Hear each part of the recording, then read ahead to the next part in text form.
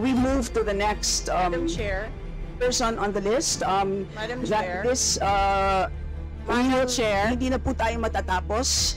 Yan ang sinabi ko sa iyo kanina. Ayaw mo maniwala sa akin eh. Aabot talaga tayo ng bukas dito. Diba? Madam Chair. Is this an inquiry regarding... He said. Yes, and Yes, please, ma'am. I remind also our Yes, ma'am. resource persons to please act in a respectful manner. Pasensya na po, hindi po kasama sa poder ninyo ang pagpa-fire ng presiding officer ng hearing na to. So yes, you need to So proceed if po. you allow members of the House of Representatives lines like what you just said, like pusit, bakit mo ako kinu-crucify for saying a fact that somebody is convicted of child abuse sitting in the chair? Pusit, and then I cannot fire the presiding chair. So bakit? Yes, we Bakit napaka one-sided nito, ma'am? noted po. Dahil ba madami kayo dyan sa kabila at nag-iisa ako dito? We note all your comments, ma'am, and let us now proceed. Thank you, ma'am. At this point, the chair rules that we shall proceed, so the Honorable Franz Castro may now proceed with her interpellation. You have the floor, ma'am. So, Madam Chair, siguro first observation, no, yung on the budget for the 2024, yung Vice President na nagsabi, Madam Chair, na slow and low utilization. So nakita naman natin doon sa presentation. So yung utilization ay napakababa. Pero syempre comment ko lang, no, mas mabilis siya sa confidential funds. 100% in 11 days. Madam Chair, So, Madam Chair, so according to the utilization of the confidential and intelligence funds submitted by the COA to us, no, so we have here surveillance and monitoring. Sabihin ko lang, Madam Chair, no, yung purchase of information out of 125 million confidential funds in 2022, purchase of information 14 million, payment of reward 10 million, rental and other incidental expenses relative to the maintenance of safe houses 16 million, purchase of supplies 35 million, provision of medical and food aid 40 million, payment of incentives or traveling relative to confidential operations is 10 million. So a total of 125 million conducted surveillance in 132 areas in 11 days. So 100% utilization. Madam Chair, I have also here a report about the notice of disallowance. According to the notice of disallowance, the COA disallowed 73,287,000 out of 125 million confidential funds used by the OVP in 2022. So this is 58.63% of the 125 million. So can you confirm, the Vice President? Madam Vice President. Madam Chair, since you allowed her a snide comment, you will allow me a snide comment as well. So my question is, Madam- can you yes. confirm? Yes. Yeah, okay. Diba? Okay. Yes, Madam Chair. So Before you proceed, may I remind both our guests and our resource You should have reminded persons her to when she said the refrain line, diba? I called your from- attention, Madam Chair. You did not recognize me. So, ngayon, sasabihin ko na, if you allowed her that, you allowed me a snide comment as well. I don't recall hearing a snide comment, Madam Vice President. Ang snide comment, that's a matter of judgment. So please proceed with Secretariat, your... Madam proceed, Chair, ma'am, I would like the with your- Secretariat to repeat the first 3 lines of the Well, comments. point of order, Madam Chair. Point of order, Madam Chair, kasi parang So let's please proceed with the Yeah. answer.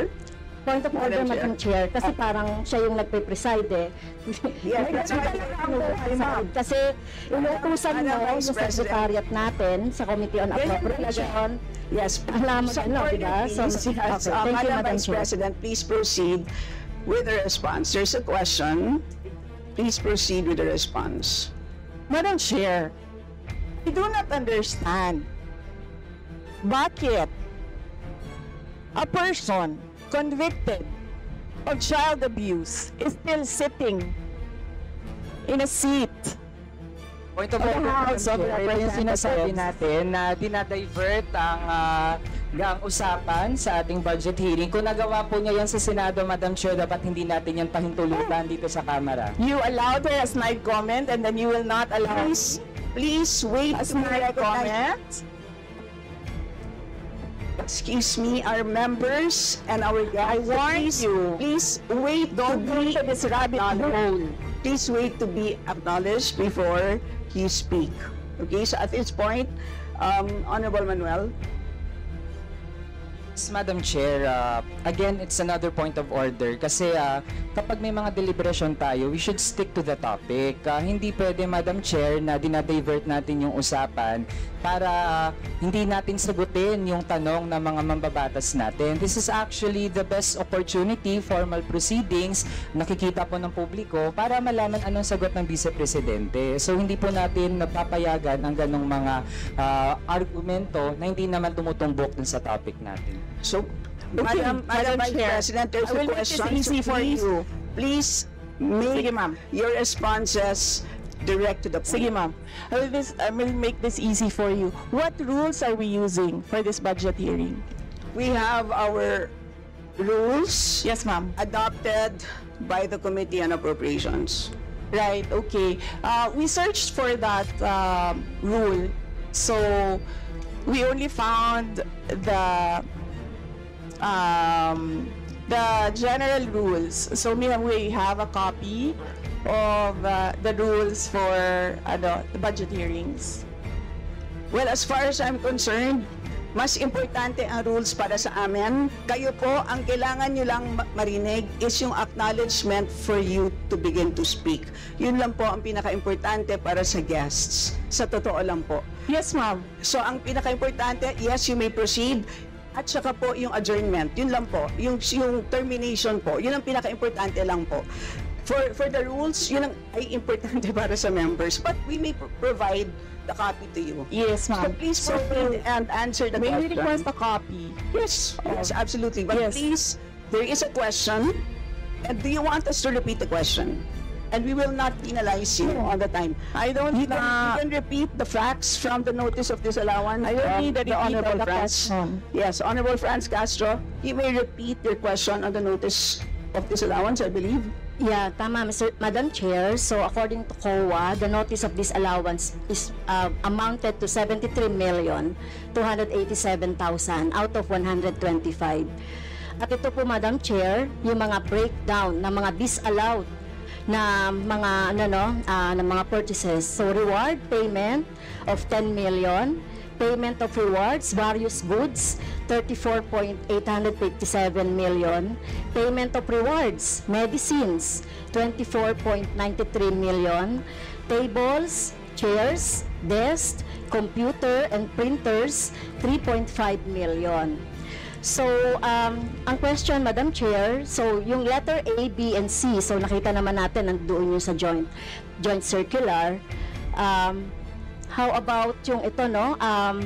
How about yung mga tables, chairs, desktop, computer na umabot po ito sa 3.5 million.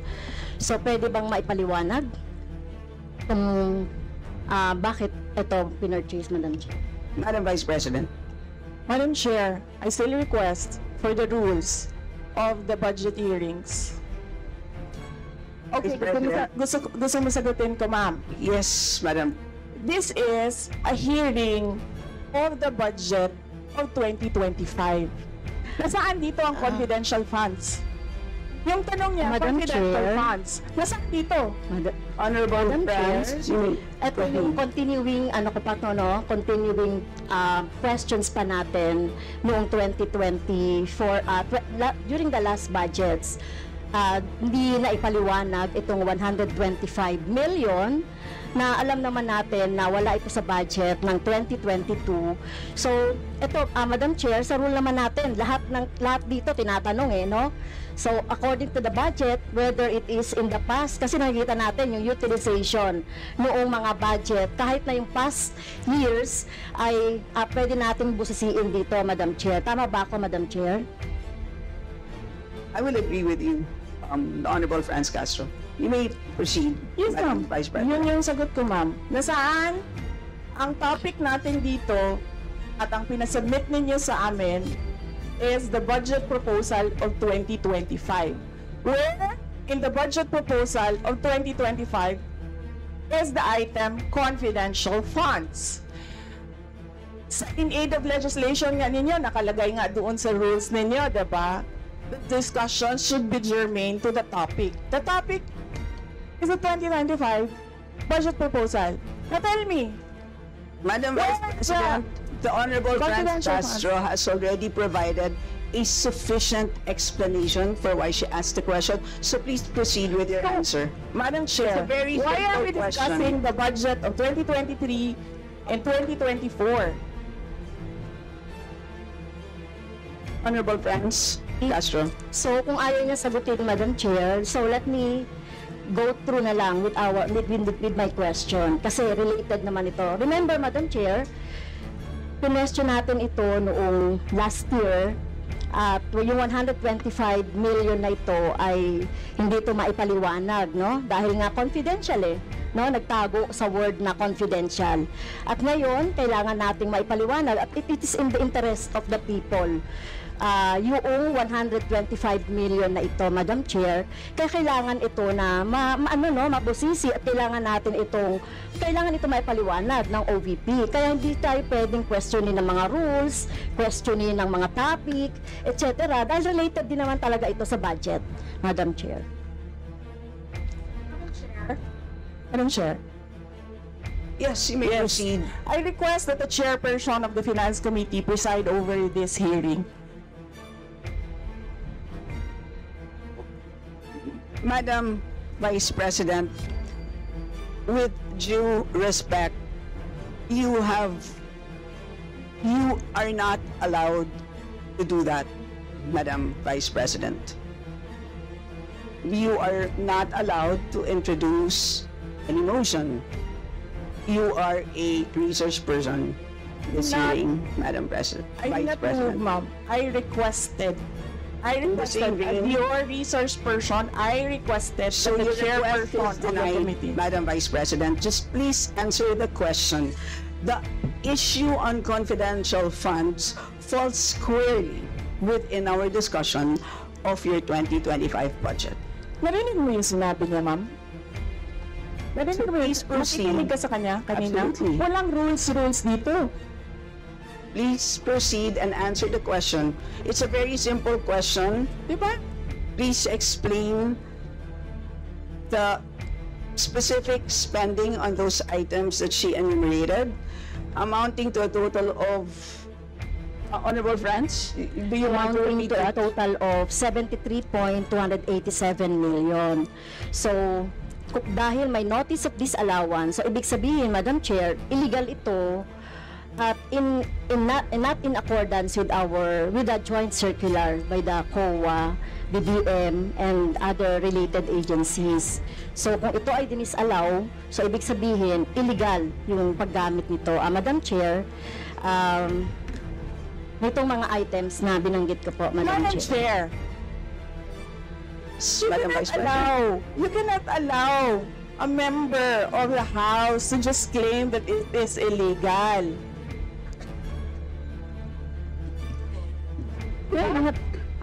That is a notice of disallowance. That is a procedure inside the Commission on Audit. Hindi sa upuan niya. Honorable friends. Okay, thank you, Madam Chair. So, thank you for the explanation, Vice President. Okay, next. According to accomplishment report of OVP, it spent 10 million for payment of reward. So, Madam Chair, in 11 days, ilang tao kaya at magkano kada tao ang reward? In fact, COA disallowed the whole amount spent by OVP for payment of reward. Hindi ba, Madam Chair, questionable ito? Madam Chair, the invitation letter that we received from the House of Representatives. Dear Vice President Duterte, the House Committee on Appropriations will hold briefings, hearings on the budget proposals of various departments, agencies, and corporations relative to the fiscal year 2025 National Expenditure Program as the basis of the fiscal year 2025 General Appropriations Bill. Nasaan? Sa presentation ko kanina, ang haba. Ang confidential funds. Honorable friends, Castro.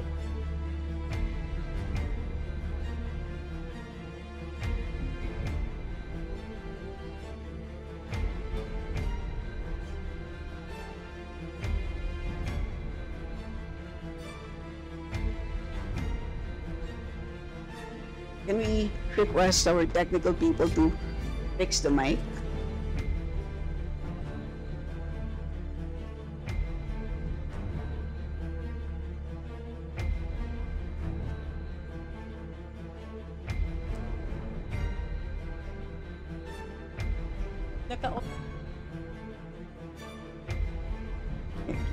Can everybody check their mics and make sure that they're switched off para maka-switch on yung si Franz?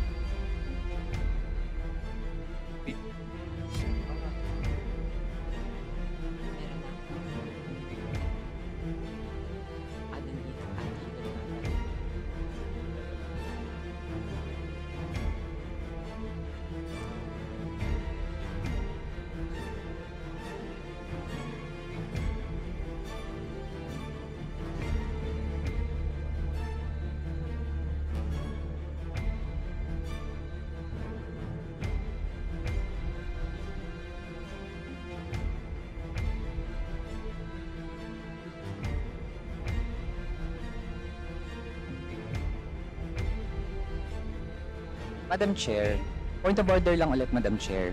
Kasi kailangan lang nating ma-establish. I would assume hindi naman po pinanganak kahapon ng ating resource person. Practice po natin sa Madam House Chair, that is a polite remark. na para po tayo ay makapagtalakay ng budget na pinopropose para sa susunod na fiscal year. Chine-check natin paano din gumagastos yung mga ahensya even in the current year and in the past year.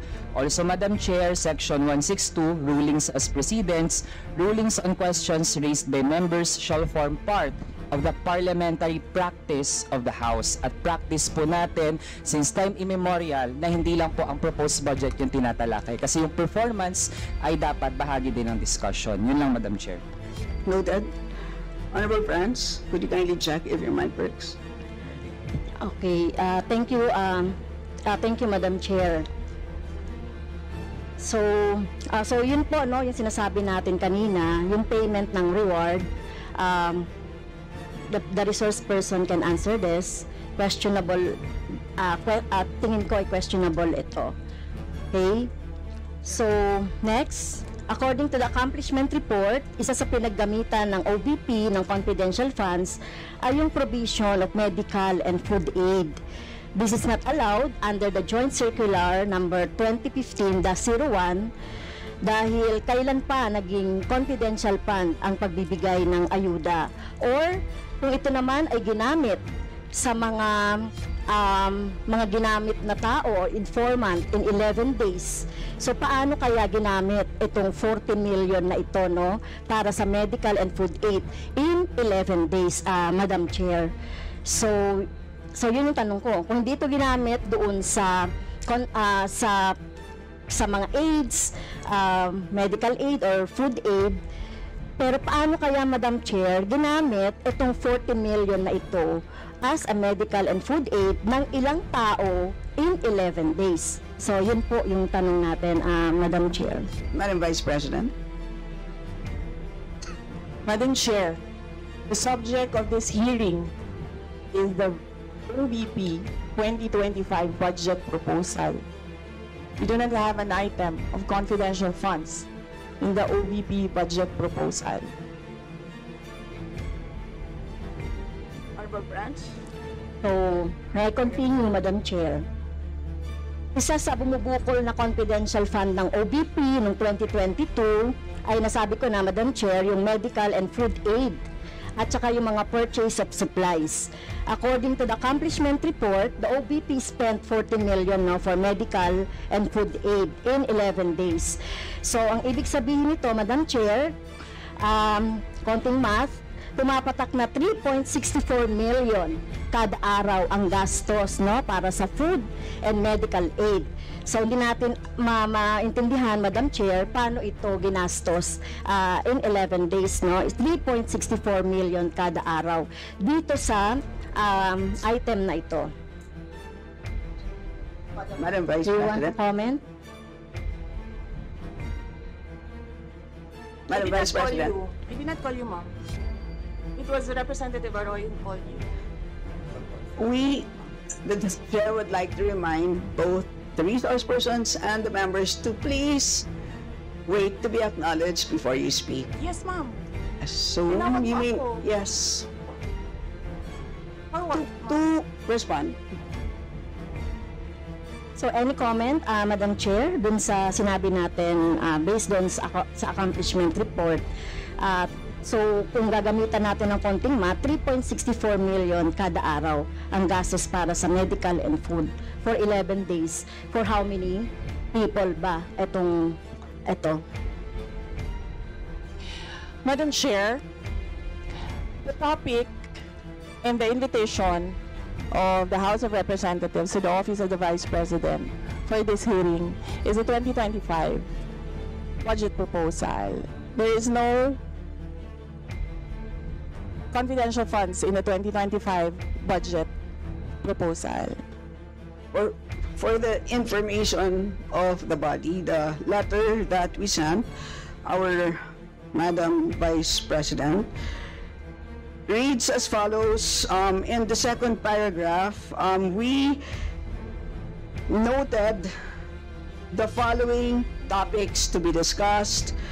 Item number 3 is comparative budget allocation and utilization rate from fiscal year 2019 to 2023. That's item number 3.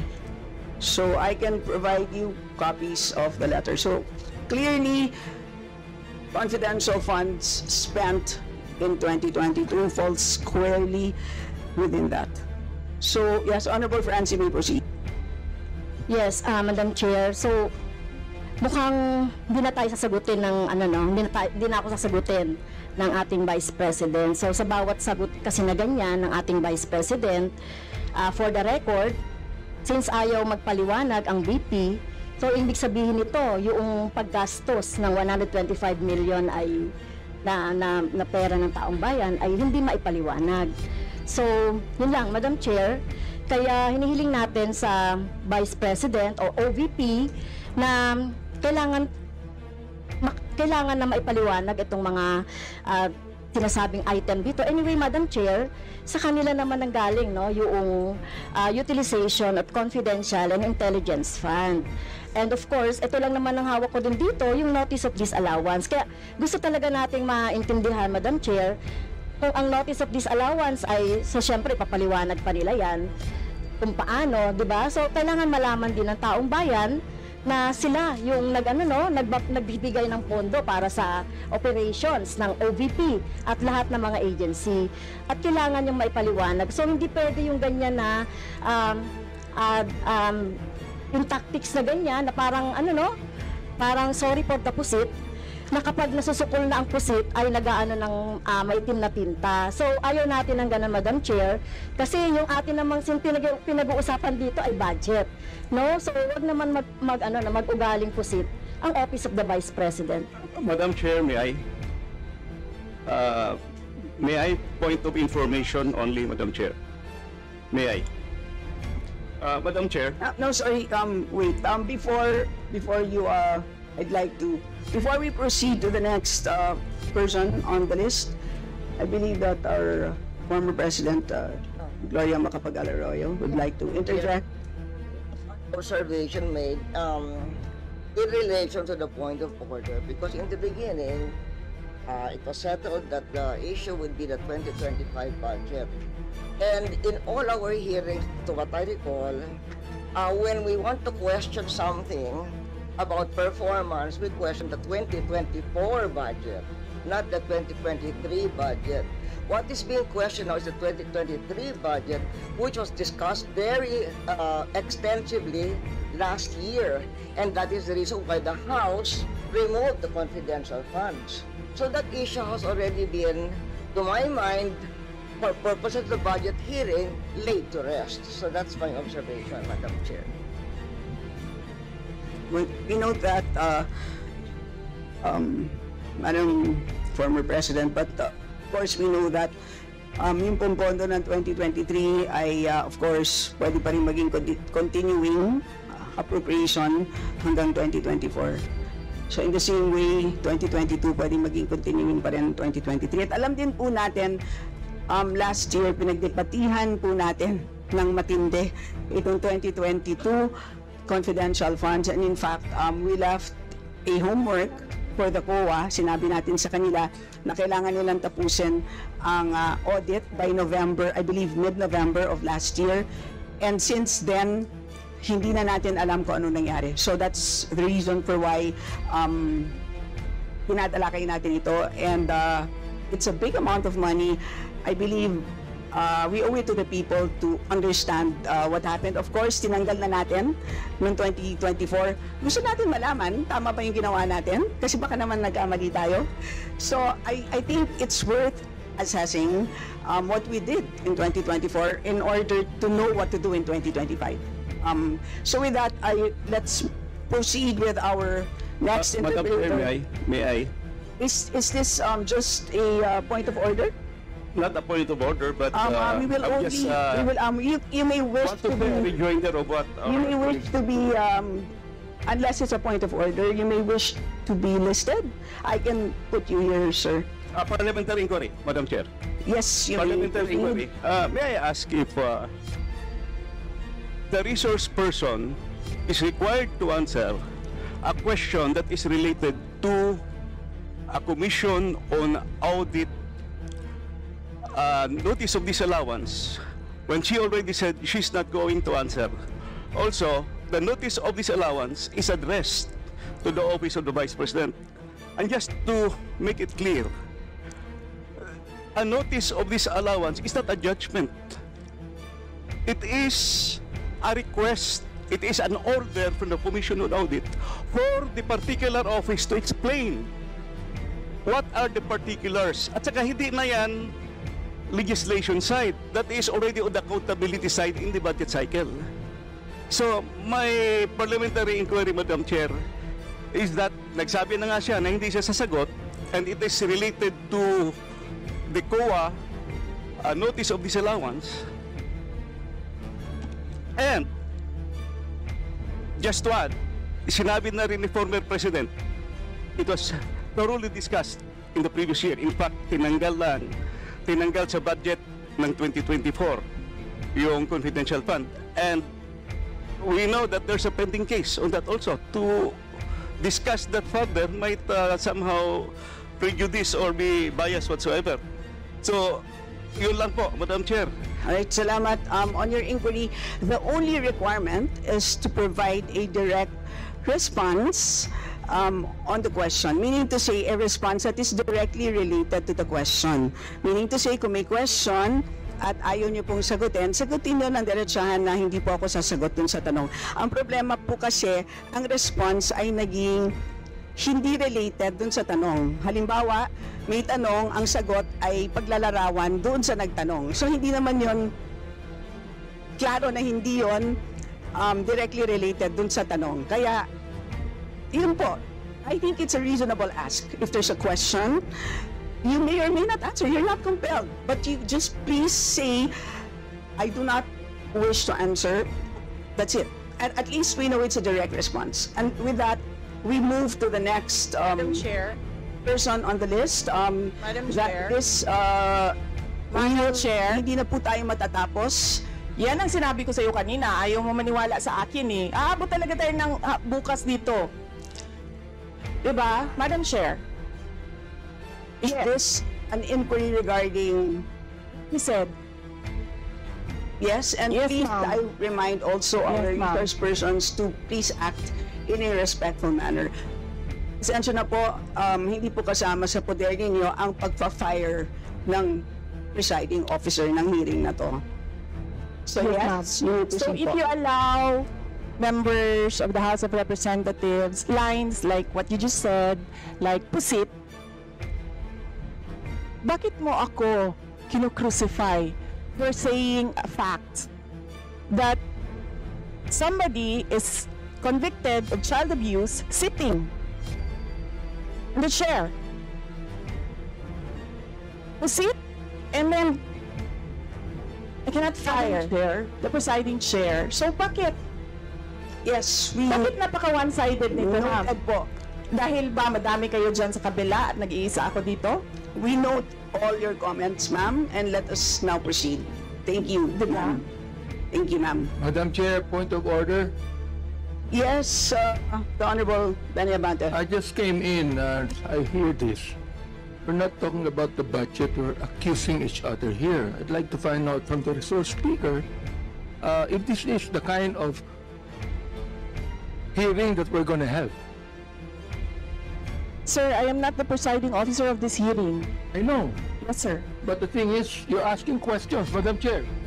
The resource speaker does not have any right to ask questions. Or do you have? Where is that Madam Vice in your rules that Madam a Vice resource President, person this is a cannot budget hearing. request for clarification? Some order, please. Some order, please. Yes, Honorable Benny Abante, may proceed. I'm just asking a question to our resource speaker, you know, because she's asking a question and she's accusing some of the members of this committee.